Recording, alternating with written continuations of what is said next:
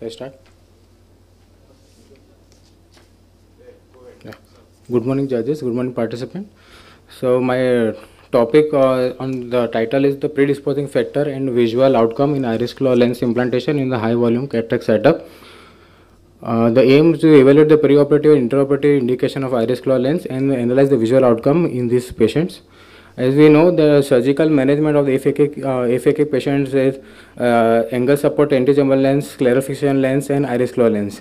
Now we know the ACIL has a disadvantage of increased corneal decompensation, secondary glaucoma, peripheral NCO synechia, while SFIL has a high time consuming, have few complications like suture erosion, IR related complication like dislocation of a lens, maybe a ciliary body damage.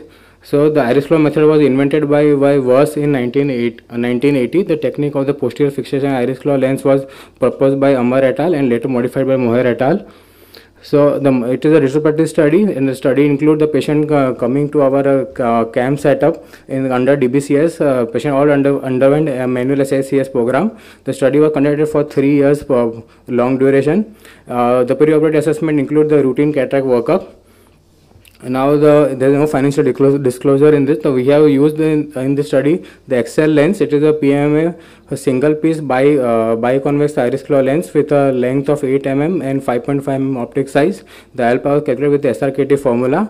The procedure in the once the iris claw was indicated in the patient, 2 paracentesis was made at 3 o'clock and 9 o'clock. Anteriortomy was done, and then the little bit of pilocarpine was introduced. After that, the iris claw is tucked at 3 o'clock and 9 o'clock, and at the end of the surgery, peripheral areotomy was done. So the result out of total 144 aphakic eyes were enrolled in the study. Out of which the 61 eye shows the predisposing factor, while the 32% of patients has the intraoperative factors like a capsular bag delivery. So average postoperative mean BCVA in log MR chart was 0.5% while compared to the average periodic BCVA 1.3. None of the patients shows the anterior chamber inflammation, IFM or hypotony at and beyond 7 days follow-up. 2 patients was taken for re-OT for dislocation or tilting of IOL. 10 eyes shows the raise in IOP in the post-op day 1, which was managed by medically. So as you can see in the chart, the predisposing factor was most common was phacodonesis, non-dilating pupils, ZD. Intraoperative factors were like major was the bag prolapse during the nucleus prolapse, and the post-operative complication was the pupil distortion and iris chafing. Now discussion the retropupillary positioning of iris claw associated with the low risk of endothelial decompensation in the true posterior chamber location of the IOL, which lead to prominence over ACIL and SFIL over the past few decades.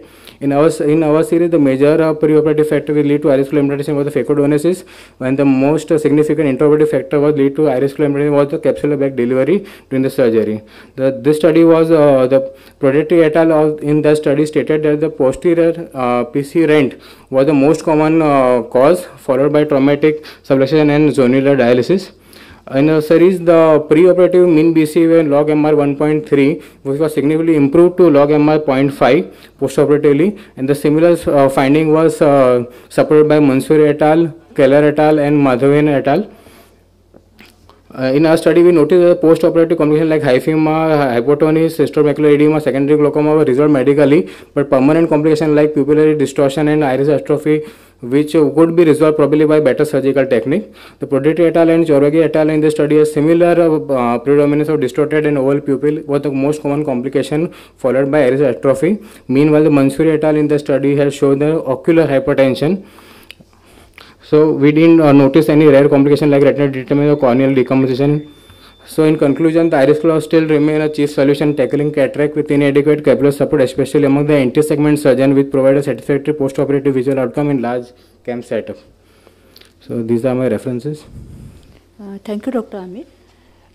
In all cases of PCR, you tried iris claw? No, only the large capsular rent or where the rhexis margin was not able to visible or the rhexis was not complete.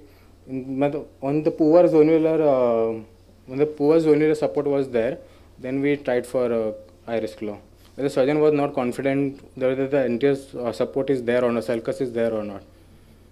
What was the incidence of dislocation of lens and? Sir, mic on, sir. What what was the incidence of dislocation of lens and tilting of lens? No, there were only 2 cases where both the cases where the enterotomy was not done properly and the capsular tag was there. So while tucking the iris claw, the tucking was not proper because of the anterior capsule. So these 2 cases we have to take again in the OT and do the enterotomy again, remove that capsular tag, and then we retuck the IOL. So enterotomy was most important in this thing. Okay. Thank you. Okay, thank you.